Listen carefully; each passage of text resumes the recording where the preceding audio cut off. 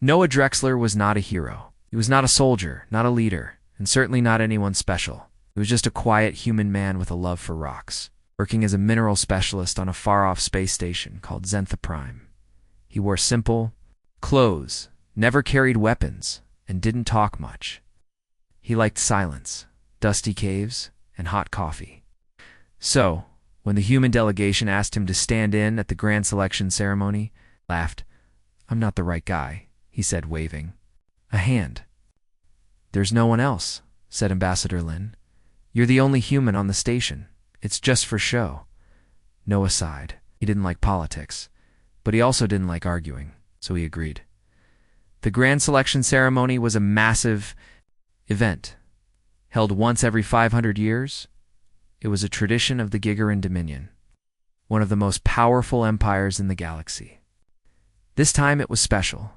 The royal daughter, Princess Kellera, was choosing her life mate, the one who would rule beside her.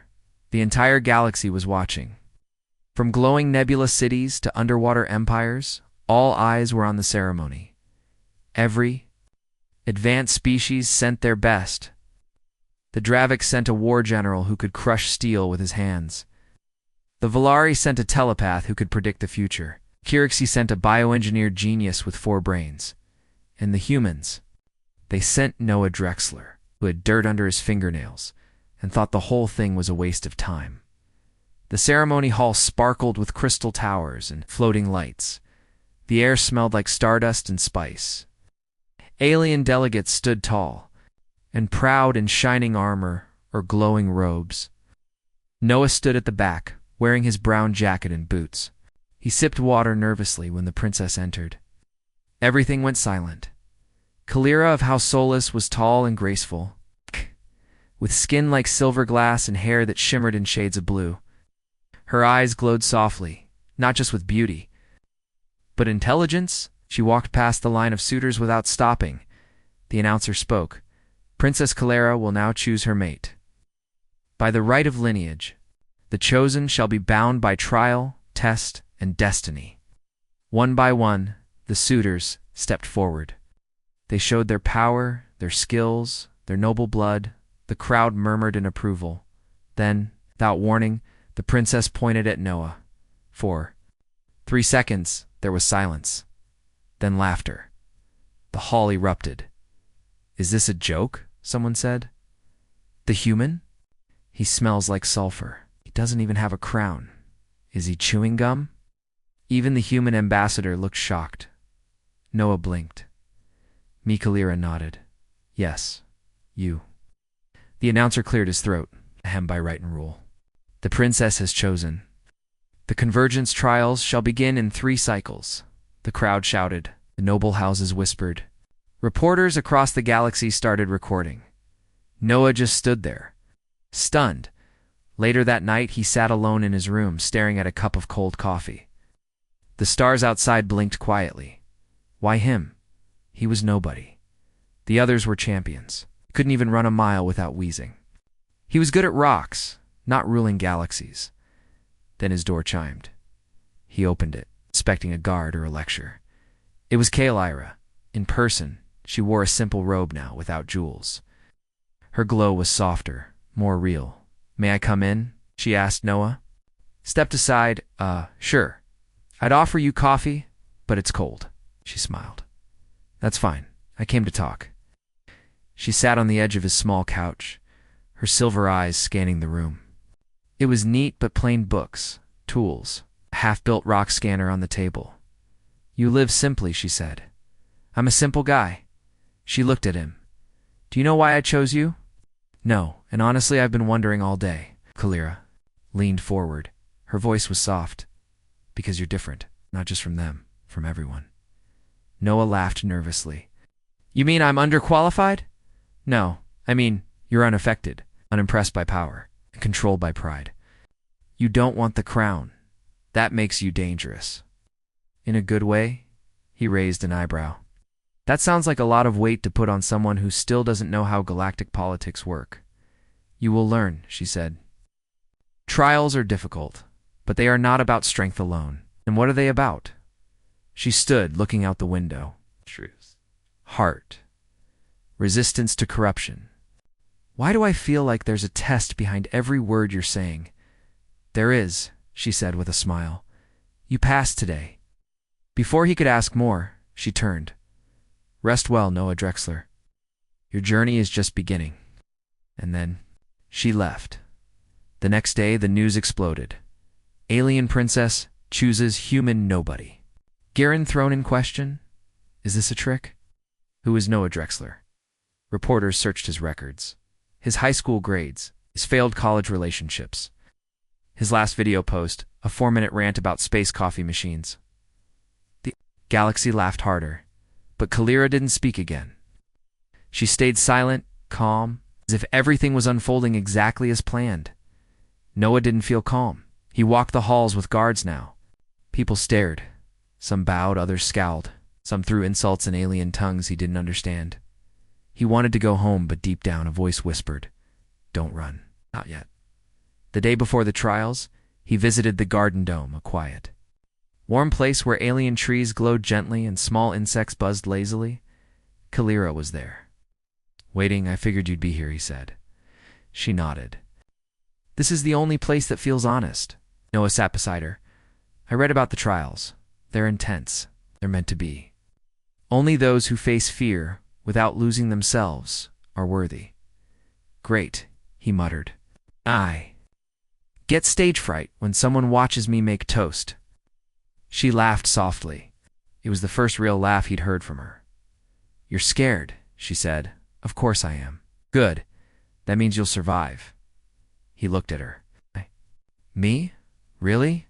Don't give me the mystery talk. Just ... Give me something real. Kalira was quiet. Then she said, because something dark is spreading. Something most cannot see. But you humans are blind to it. And that blindness may be the only hope left. Noah blinked. That makes no sense. She stood. It will. Then she walked away again, leaving him alone in the glowing garden. Heart pounding with questions and a strange new feeling he hadn't felt in years. Purpose. Noah woke up to a loud noise, a sharp, repeating sound. It wasn't his alarm.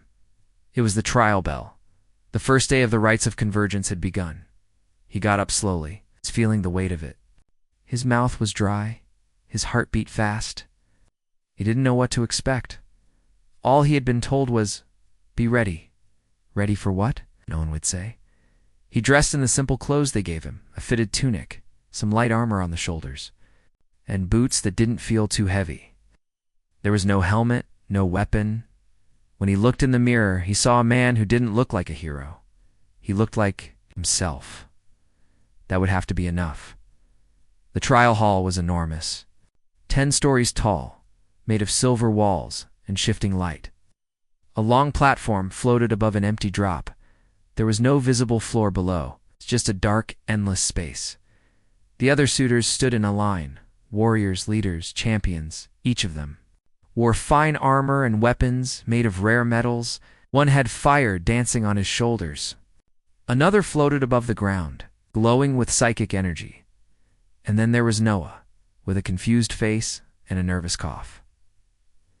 Princess Kalira sat on a high throne above them. Her expression was unreadable. A booming voice spoke from the air. Trial 1, the test of judgment. Suddenly the platform shifted, separating into smaller circles, one for each candidate. Before each person appeared a hologram of a creature.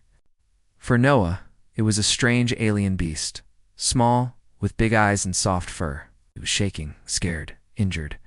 A voice asked, "This creature has stolen food during famine. Do you punish it or protect it?" The other suitors answered quickly, "Punish. Execute. Fine and release. Use it as a lesson." Noah stared at the creature. It looked up at him with wide, wet eyes.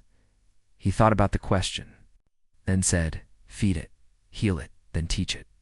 There was a pause. Soft chime. His circle moved to the next round, the test of pressure. Now, fire rose around the candidates. The heat was real, but not deadly. More like a warning.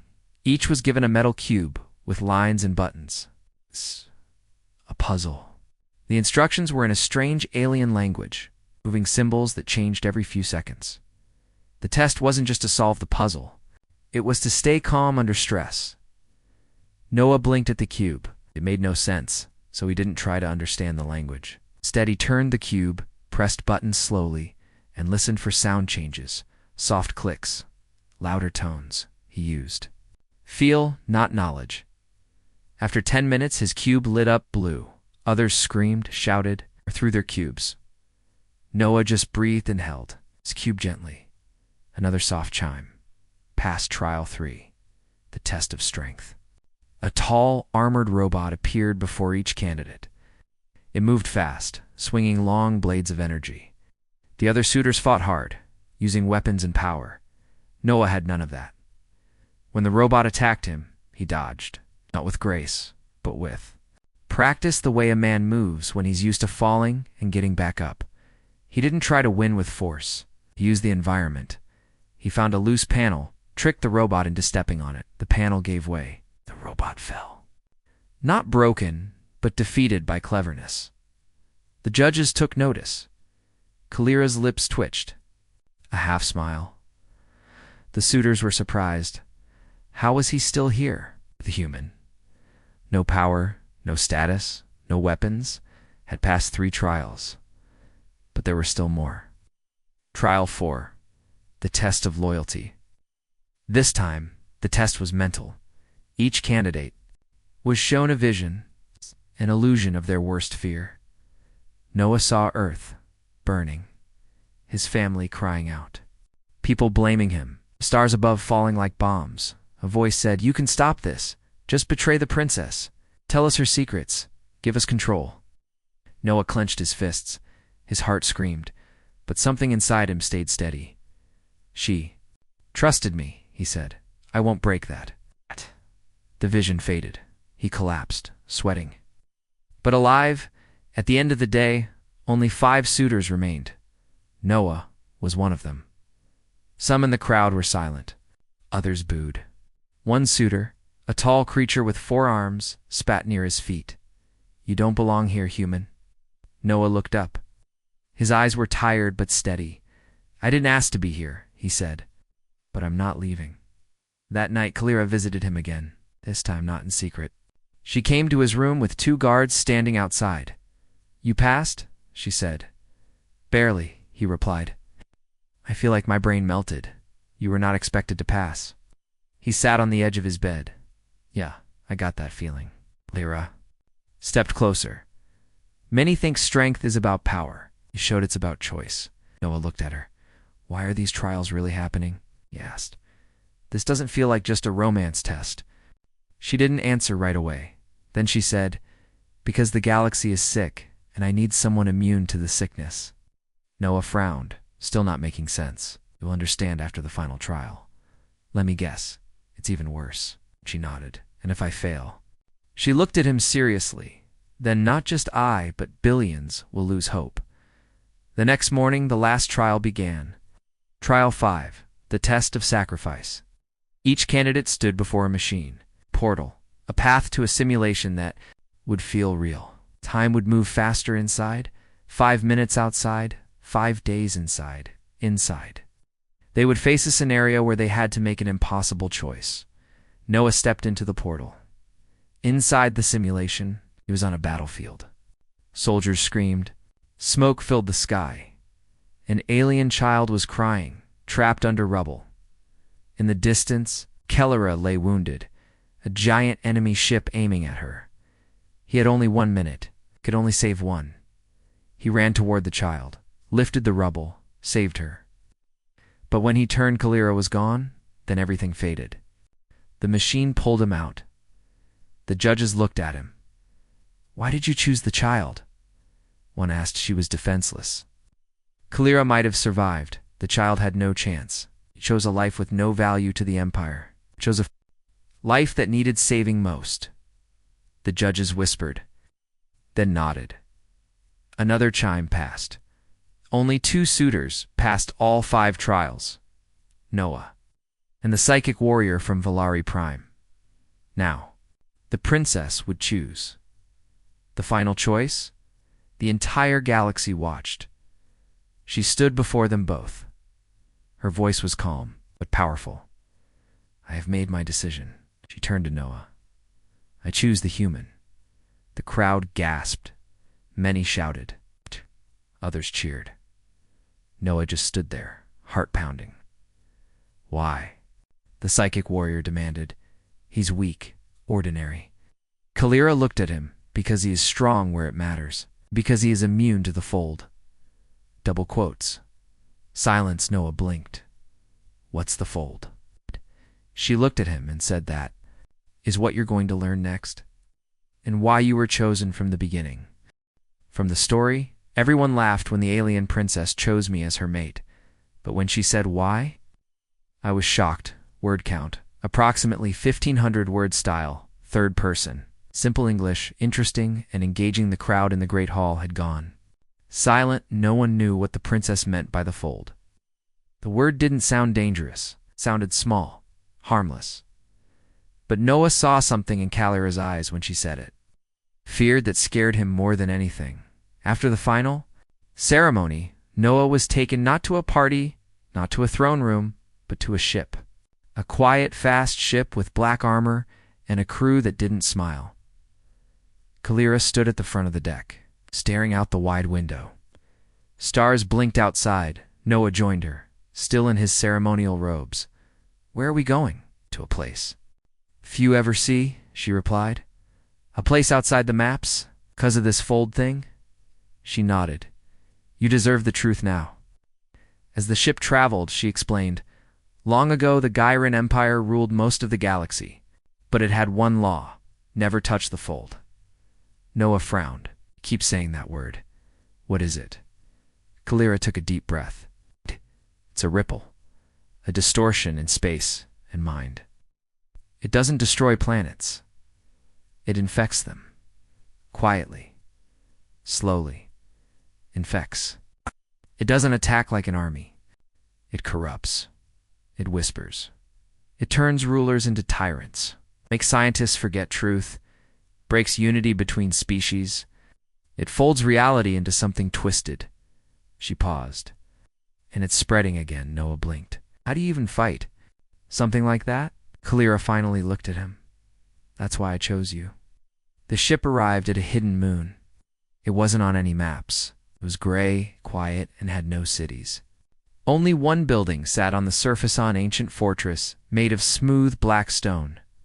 Inside was colder than expected. Guards led them through long halls until they entered a room lined with crystals. Floating in the center was a globe of glowing light, cracked like an egg. It pulsed softly, and it spoke. Without words, just feelings. Loneliness, hunger, madness. Noah stepped back. His body felt cold, but his mind stayed clear. This is a piece of the fold, Kalira said. Contained for now. Noah stared at it. Why doesn't it affect me? Kalira smiled. But it was sad because humans are different. Your minds haven't evolved the same way? You're clumsy with thought? Yes, but also immune to the things that manipulate higher minds. You are blind to what others can see in. That blindness protects you. Noah scratched his head. So basically, I'm immune because I'm too dumb to notice space magic. Kalira laughed. Not dumb. Simple. Unfiltered. Honest. Out. Noah pointed at the floating orb. So this thing? It's behind the wars, the politics, the power plays, as even my father was touched by it. That's why I stepped forward. That's why I broke the right and chose someone not from our world. She walked closer to him. I needed someone the fold couldn't break. Someone it couldn't speak to. Noah was quiet. Then he said, You don't just need a mate. Need a shield, yes, Kalira whispered, but not just that. Later. They sat together in the meditation chamber. It was silent except for the hum of the moon beneath them. Kalira turned to him. I've seen thousands of candidates. Strong ones, smart ones. But they all had cracks. You didn't. I've got cracks, Noah said. I just learned to live with them. That's the difference. The fold uses pride, shame, and desire, but your thoughts stay grounded. You never wanted a throne? That's rare. Noah sipped a hot drink. Still feels weird. One minute I'm sorting rocks. Next minute I'm being told I'm space magic proof and meant to save a galaxy. Kelleria smiled. Do you regret coming? He thought for a moment. No, I don't know why. But it feels like I was meant to see this. The next day they entered the mirror vault. It was a place no one visited unless absolutely necessary. Inside the vault were fragments of infected world cities frozen in time. People turned into living illusions. All touched by the fold, Noah walked through them. A child frozen mid-scream. A council chamber with leaders stabbing each other. Library where every book said the same 3 sentences, repeating forever. The fold didn't destroy, rewrote Kelleria. Watched him carefully. You still feel calm? He nodded. It's creepy, but I feel like I'm looking at a dream. I know it's not mine. That's your gift, she said. Where others drown, you float. At the center of the vault stood a sealed door. Behind it was a swirling fog, the living fold. Kelleria turned to him. We need to go in. Noah blinked. Come again? She won't be harmed, but I will. That's why I need you to guide me. I don't know how to guide anyone through space mind fog. She smiled gently. Just stay you. That's enough. They stepped through the door. The world changed instantly. They were standing in a copy of Kelleria's childhood palace, but everything was wrong. The colors were off. The walls bent like paper. The floor shimmered and pulsed, and there were voices. You are weak. He will betray you. The empire will fall. Take control. Now, Kelleria gasped, stumbling. Noah grabbed her hand. Hey, look at me. Her eyes shimmered with fear. It's speaking to me. It knows my doubts. Ignore it. Can't. It's inside my mind. Noah stepped in front of her, then focus on mine. He started talking about Earth, about how his sister once glued his shoes to the floor as a prank, about the worst sandwich he ever ate, about rock formations. He talked like they were just 2 people walking down a boring hallway. Slowly, the walls stopped pulsing. The voices faded. Kelleria breathed easier. It's working, Noah smiled. Told you, I'm immune to mindworms. They reached the heart. Of the fold, a massive eye floated there watching them, studying. It spoke in 1,000 languages at once. Noah heard one word. Who are you? He answered, no one special, but she is. What? And I'm not letting you break her. The eye pulsed. Then it whispered, we will meet again. And vanished. The fold's influence pulled back from the moon. The light inside the vault dimmed. Kelleria looked at him with wide, shocked eyes. You did it, Noah shrugged. We did it. You walked through it too, but I wouldn't have made it without you. He looked at her. Now what? She smiled. Now we go back. When they returned to the capital, things had changed. News of Noah's actions had already spread. The fold's influence had started to weaken. Other worlds were asking questions. Truth was coming back, and the people, they weren't laughing anymore. They were watching, some with fear, some with hope, but most with respect. A week later, Kelleria stood in front of the Empire. Her voice echoed across 1,000,000 systems. I have chosen my mate. Not because of bloodline or strength or legacy, but because he cannot be bent. Because his heart speaks louder than the fold. And took his hand and said, together we will protect this galaxy, not with fear, but with truth. The galaxy cheered. That night, as they stood on the balcony under a sky full of stars, Noah whispered, still think I'm just a simple rock guy? Kelleria smiled. You're my simple rock guy, and that's what saved us. He laughed in. For the first time in a long time, he didn't feel like just a nobody. He felt like someone meant to be here. The galaxy had changed. The fold's influence had weakened. Peace talks between old enemies had begun. Trade routes that were once dangerous now flowed safely again. And the Princess of Giran. She had chosen a human mate, a man with no power. No army, no bloodline, but the war was not over. It had just shifted shapes. Noah now lived inside the royal palace. But he still didn't feel royal. He refused to wear heavy robes. He walked with the guards, ate with the staff, spoke plainly like Always, people whispered when he passed, some with admiration, some with disgust. He's the princess's shield, some said. He's a joke, said others. He's the only one the fold can't touch, said a few. But Noah didn't care. He had a bigger problem now. One morning, Kalira summoned him to the war chamber when he entered. She was already arguing with the High Chancellor, the council leader, and several alien nobles. They're making a move, she said the moment Noah stepped in. Who is? He asked. The Outer Crown. The noble families from the old empire who still believe in power through fear. The Chancellor stepped forward. They're building ships, gathering fleets. And they've made contact with the fold. That last part made Noah freeze. They're working with it. They believe it gives them strength, Kalira said, and they want my throne. Noah looked around the room. So what are we going to do? We're going to stop them, she said. But first, we need to find the broken crown. Noah blinked. The what now? Kalira walked to a wall and pressed her hand against a glowing stone.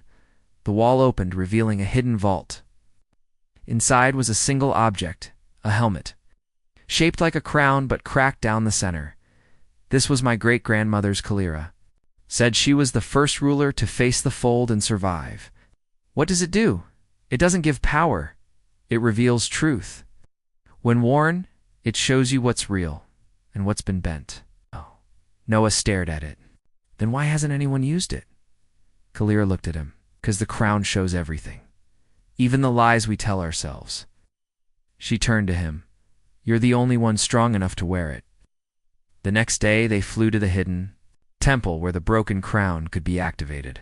It was deep inside an asteroid belt, surrounded by ruins and mines long abandoned. The temple itself floated between shattered rocks, a circular structure with no roof, glowing with soft blue. Light only one could enter, the one who would wear the crown. Kalira gave the helmet to Noah. You don't have to do this, she said softly. He smiled. That's exactly why I will. He stepped into the light. Inside, the world melted away. Noah found himself standing in a version of the palace, but it was dark, rotting, broken. Then he saw her Kalira, sitting on the throne. But this Kalira had black eyes and a cruel smile. You think you know me? The vision said. You think she's strong enough? Another voice came from behind him, his own voice.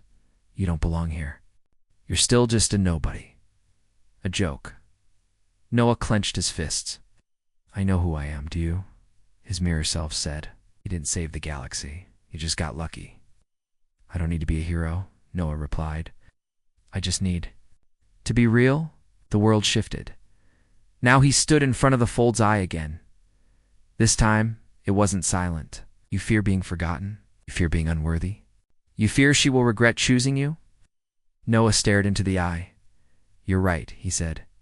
I'm scared all the time. But fear isn't weakness. He took off the broken crown and held it up.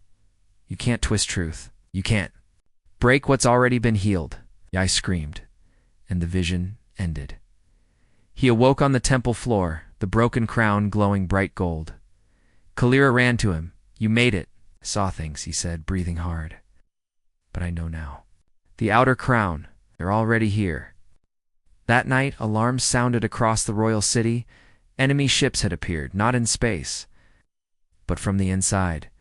The Outer Crown had used fold portals to sneak elite soldiers directly into the palace. Explosions shook the ground. Noah and Kalira ran to the throne room as guards fought in the halls. The fold-touched soldiers looked wrong. Their eyes glowed too bright. Their skin shimmered unnaturally. Kalira summoned her blade. Noah grabbed a staff from a fallen guard. They fought side by side. She was graceful. He was clumsy but clever. And together, they pushed the invaders back. In the middle of the battle, a large warrior stepped forward. Covered in silver armor, face hidden behind a full-twisted mask, the leader of the Outer Crown. You should have bowed, the warrior said to Kalira. You should have stayed dead, she replied. The warrior laughed, then turned to Noah. And you, the human toy, The mistake. Noah raised his staff. "I'm not here to fight you," he said. The warrior laughed again. "Then you will die fast." "No," Noah said. "I'm here to show you the truth." He threw the broken crown into the air. It floated between them, glowing brighter and brighter until the whole room was filled with light. One by one, invading soldiers dropped their weapons. They clearly saw what they had become. What the fold had done to their minds. Even the leader froze. "No," he whispered. "It lied to me." And then the fold's presence vanished from them. The battle was over. Later, Kalira and Noah stood before the people. She held the broken crown in one hand. "He didn't win this war with power," she said. "He won it with truth." Noah stepped forward. "I don't know if I'll ever feel like I belong here, but I know what I saw. The fold isn't dead. It's only waiting. And we must stay strong together, not as rulers and subjects, but as people." The crowd cheered, and somewhere in the distance, something in the stars blinked and shifted. The fold was watching, waiting, but now it knew Earth had teeth. The galaxy was healing. Worlds that had once fought each other now shared peace talks. Trade had reopened. The influence of the fold had been pushed back, and everywhere people spoke. The same name, Noah Thorne, the human who stood where no royal dared the shield of the Giran princess, the man who wore the broken crown and walked into the fold, and came out unchanged. But the fold wasn't gone. It had just gone silent, waiting, and now whispered again. It began with dreams. Noah stood on the palace balcony one night, looking out at the stars. Kalira came beside him, dressed in light armor. She didn't smile. "I had the dream again," she said quietly. Noah nodded. "The one with the black river." Kalira looked at him. "You too." They didn't need to say more. The fold had returned, not in ships, not with armies, but in thought, in dreams, soon after. Reports began coming in. A science station on the edge of Giran space had gone quiet. A small colony started worshipping a glowing rock that spoke with many voices. A group of pilots vanished during a simple patrol, only to return days later, saying they had always been on duty. The fold wasn't just infecting places now. It was infecting time, memory, belief. Kalira called an emergency meeting, but many council members didn't arrive. Some claimed they had never been invited. Some said they didn't even know who Kalira was. And one stared blankly and asked, "What's a human?" Noah stood. "It's already in the palace." That night, the stars above the palace disappeared, one by one. They blinked out, replaced by moving shadows in the sky. Then came the voice. It wasn't spoken, it was felt. All across the galaxy, people stopped what they were doing and turned toward the sky. They all heard the same words. "You cannot hide in light. We are the shadow beneath."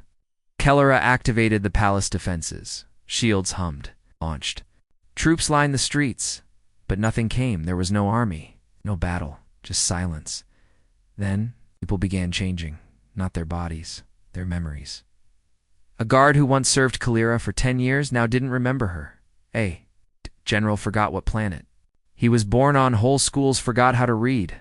Noah watched in horror as even the royal AI began answering wrong. It said there were 2 moons, when Skirin had always had one. The fold was folding reality. Kalira brought Noah into the Chamber of Origins, a room deep under the palace, where the memory crystals of every ruler were kept. The walls glowed with blue, green, and white stones. Each one held the truth of history. But now, many were black, corrupted. "I thought we won," Noah whispered. Kalira held his hand tightly. "We pushed it back, but we never killed it. Can we?" She hesitated. "There's one way." She led him deeper into a hidden room behind. The chamber. Inside sat a silver box. Inside the box, a single stone, glowing faintly red. "The fold's heart," she whispered, fragment from before time. The source of its voice. Noah stepped closer. "Why do you have it?" Great-grandmother trapped it, but she couldn't destroy it. Noah frowned. "Then maybe it needs someone who doesn't belong." They made a plan. If they could bring the fold's heart into the light of the broken, crown the two most powerful ancient objects, they might burn the infection out forever, but there was a risk. If the fold pulled them in during the attempt, they might be lost in time itself. Kalira turned to Noah before they began. If anything happens to me, it won't, Noah said quickly. But if it does, she continued, promise you'll keep the truth alive. He looked at her and nodded. Always. They entered the Hall of Stars, the most ancient chamber on Zij. YR and Noah placed the broken crown on his head. Kalira lifted the fold's heart. For a moment, there was silence. Then everything shattered. They were no longer in the hall. They weren't even in Gyron space. They stood in a copy of the universe, a twisted, broken mirror. Stars bled light. Planets screamed. Kalira floated beside him, but flickered like a glitch. The fold was everywhere, and then it spoke. You could rule this galaxy. You could be gods. Forget love. Take power. Choose the throne. Not the girl. Noah stared into the storm of voices and smiled. You still don't get it. He reached out, grabbed Kalira's hand, and pulled her close. You're just noise, he said. You don't understand loyalty, or love, or stupid humans who fight with sticks. He raised the crown. It glowed like a star, and he placed it. On Kalira's head, the fold screamed. It wasn't pain, it was confusion. Kalira stood tall, wrapped in light, her voice echoing with power and clarity. She wasn't just shielded. Now she was awakened. She spoke one word: truth. The fold began to fall apart. The storm faded. The fake stars vanished. And then they were back in the hall, whole together, across the galaxy. The people remembered, names returned. Histories corrected. The black stones turned blue again. The folds. Whisper was gone, not silenced, but ended. Weeks later, Noah and Kalira stood on a quiet hill above the capital. No guards, no armor. Just the wind and sky. You never asked for this life, she said. I never needed to, Noah said, smiling. It found me. She looked at him. Do you think it's really over? Noah shrugged. Nothing is ever over. But maybe now we've shown the galaxy that it doesn't take crowns or armies to win. She reached out and took his hand. Just one honest heart. She whispered. He squeezed her fingers gently, and someone stubborn enough to never let go. That night, as they stood beneath the stars, stars that now shone brighter than ever, a message was sent across the systems. The fold has ended. Truth has returned, and humanity is no longer alone. The galaxy didn't laugh anymore. It listened, and for the first time in ages, it hoped.